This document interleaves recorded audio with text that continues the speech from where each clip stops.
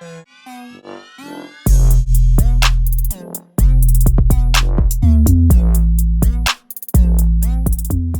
this video, I'm going to be talking about a car chase problem. According to this problem, a car is going at 15 meters per second, passes a police car at rest. The police car starts accelerating at 3 meters per second squared. Determine when and where the police car will catch a speeding car if the car reacts 3 seconds after the car has passed. Okay, so a couple important things to identify is number one, this car over here, the one going at 15 meters per second, sounds like it's moving at a constant velocity. And the second thing that's going to be really important is the police car starts accelerating at 3 meters per second squared. Okay, so it starts at rest, but it is accelerating. So we need to determine some initial conditions for both of these.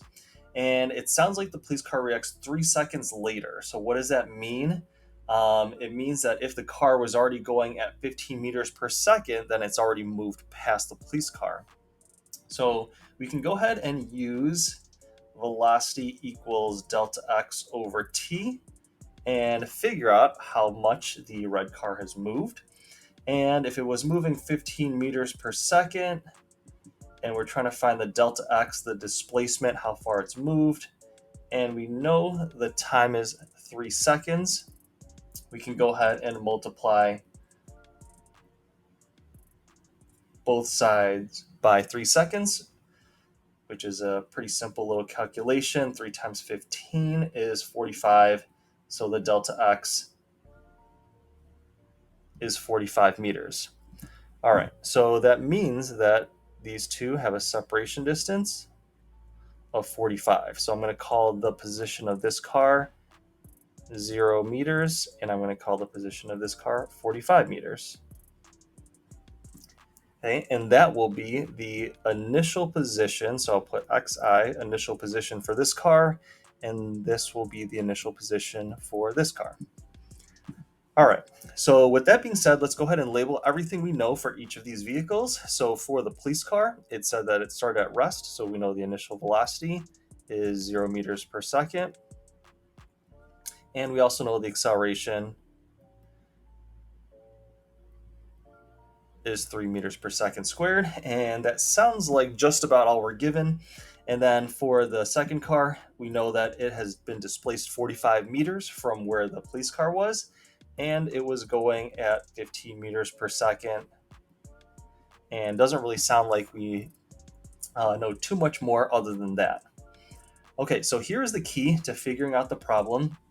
The two things that these two have in common is number one, the time, and number two, the final position.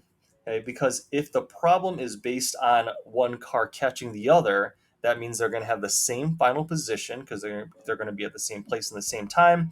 And then basically once the problem starts, you're basically pressing start on a stopwatch, so the amount of time elapsed in the problem is going to be the same for both of them. So they're going to have the same t value and the same xf value, the final position.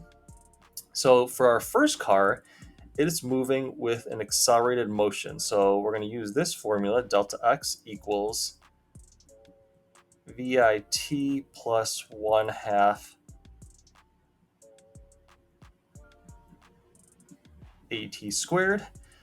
For this one over here, I'm going to just rearrange this slightly. I'm going to cross multiply the t up and over so that it's delta x equals v times t.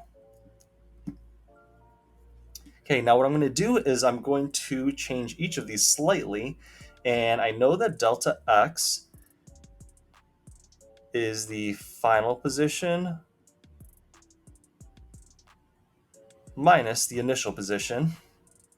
And what I said before is that they're going to have the same final position. So they're both going to have the same xf. So what I'm going to want to do is I have a couple unknowns. I don't know when they're going to meet each other. So we don't have the t value, and we don't know where, but we do know those are the same values. So we can go ahead and set everything over here equal to xf, and we're going to set everything over here equal to xf and set those two equal to each other. So this is equal to VIT, which I'm actually going to cross out because I know my VI is 0 and anything times 0 is 0. And I'm going to go ahead and just add my initial position to both sides.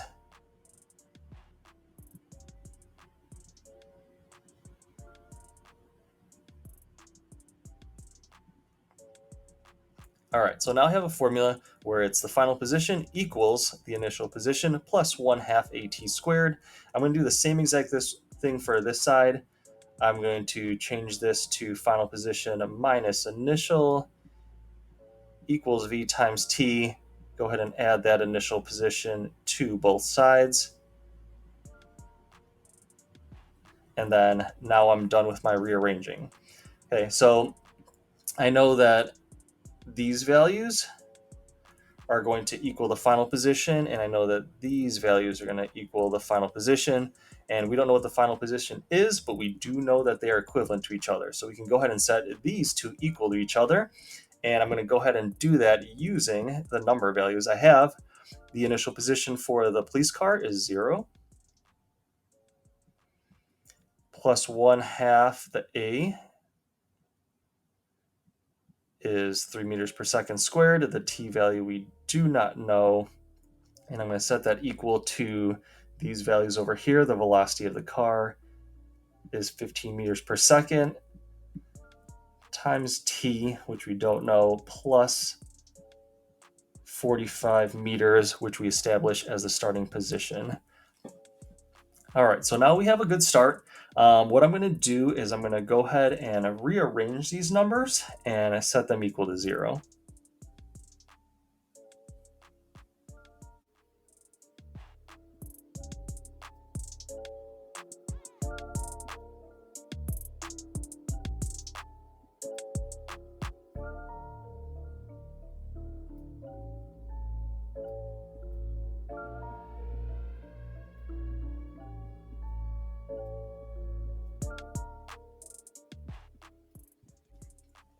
All right, so what I did is I combined the 1/2 and the 3, which 1/2 times 3 is 1.5, and that becomes the coefficient in front of the t squared. And I subtracted it from this side, and then it ended up on the right side, so that's why it's negative 1.5 t squared. For now, I just dropped the units just to make it look a little bit more simplified. So I have a coefficient of negative 1.5 t squared. This one I just left it as is. I just dropped the units temporarily just to simplify the look of it, so 15t, and then plus 45. So we do have a quadratic, which you can use the quadratic formula.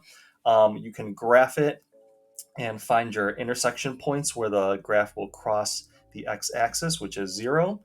And you can go ahead and find the time that way. So if you find the time